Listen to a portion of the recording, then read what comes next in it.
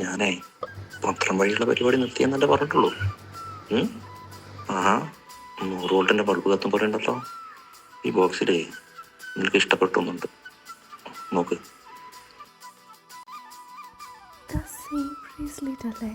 ഞാൻ വേണമെന്ന് വിചാരിച്ച്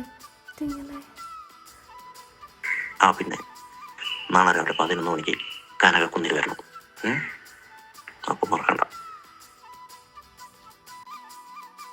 ഇല്ലടാ, അമ്മയോട് നിന്റെ പേര് പറഞ്ഞിട്ട് ഞാൻ രക്ഷപ്പെട്ടെ.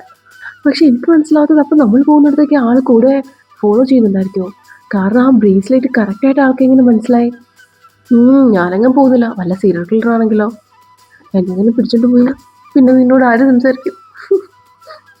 ഓക്കേടാ, ശരി എന്നാ.